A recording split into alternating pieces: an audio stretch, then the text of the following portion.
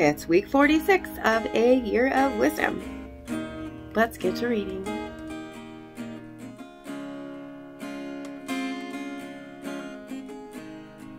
Day 322.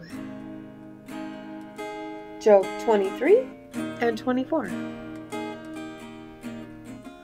Then Job answered, "Even today my complaint is rebellious. His hand is heavy despite my groaning. If only I knew where to find him, if only I could go to his dwelling, I would lay out my case before him and fill my mouth with arguments. I would know with what words he would answer me and understand what he would say to me. Would he oppose me with great power? No, he would only pay attention to me. There the upright can reason with him, and there I would forever be delivered from my judge. But if I go to the east, he is not there. If I go to the west, I do not find him. When he is in the north, I cannot perceive him. When he turns south, I do not see him. Yet he knows the way that I take. If he tested me, I would come out as gold. My foot has held closely to his steps. I have kept to his way and have not strayed. I have not departed from the commands of his lips. I have treasured the words of his mouth more than my daily bread. He is unchangeable, and who can change him? Whatever his soul desires, he does. For he fulfills the decree against me, and many such things are with him. That is why I am terrified at his presence. When I consider this, I fear him. God has made my heart faint. Shaddai has terrified me. Yet I am not silenced because of the darkness, nor by the thick darkness that covers my face. Why are times not stored up by Shaddai, and why do those who know him not see his days? Some remove the boundary stones, they steal flocks and pasture them. They drive away the orphan's donkey and take the widow's ox as a pledge. They turn the needy off the path, they force the poor of the land into hiding. Behold, like wild donkeys in the desert, they go about their work, foraging prey in the desert as food for their children. They reap their fodder in the field and glean in the vineyard of the wicked. Without clothing, they spend the night naked, without covering against the cold.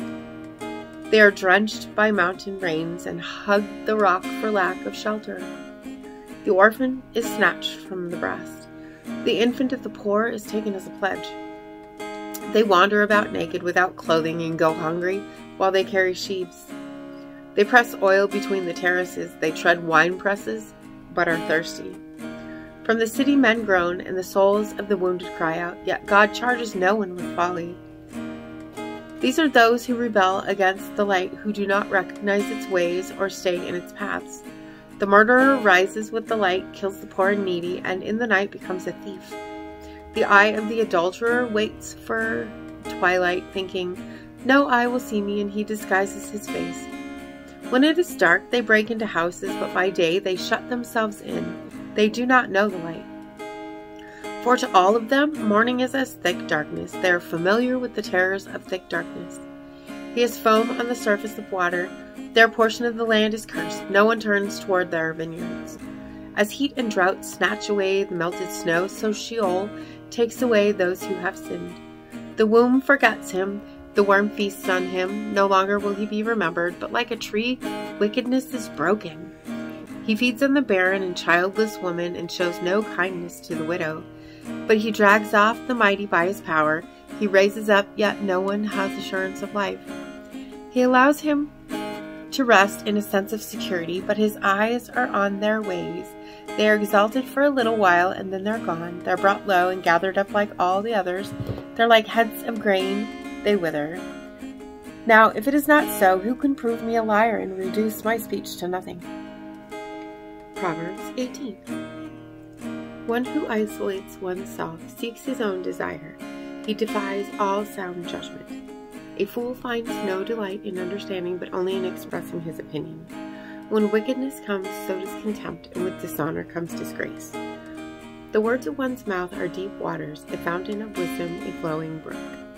Showing partiality to the wicked is not good, nor is depriving the innocent of justice. The lips of a fool enter into an argument, and his mouth invites a beating. A fool's mouth is his ruin, and his lips are a snare to his soul. The words of a gossip are tasty morsels, going down into one's innermost being. One who is slack in his work is brother to one who destroys. The name of Adonai is a strong tower. The righteous one runs into it and is set safely up high. A rich person's wealth is a strong city, or like a high wall in his imagination. Before ruin, a person's heart is proud, but humility comes before honor. One who answers before listening, that is his folly and his shame.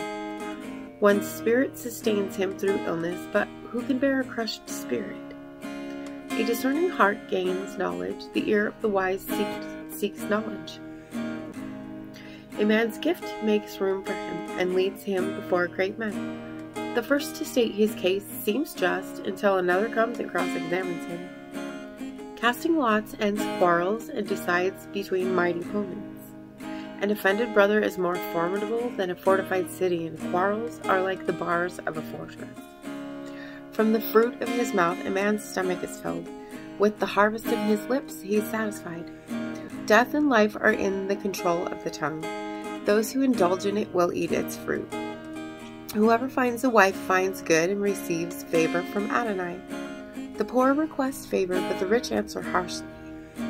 A man with many friends may be harmed by them, but there is a friend who sticks closer than a brother. And as always, thank you so much for being here today. If you haven't already, hit that subscribe button right there and click the bell if you want to get notifications, and make sure to hit that like button for me as well. And I will see you tomorrow. Maranatha. You'll carry me out of the storm. I'm standing at the crossroads. I'm lost without a clue. I need a big pink neon sign to show me what to do. I thank you, Lord. It glorifies you when you're the only answer. I praise you, Lord, for holding what's too much for me. And I'm amazed by you, Lord, because nothing's too big and nothing's too small to lay at your feet.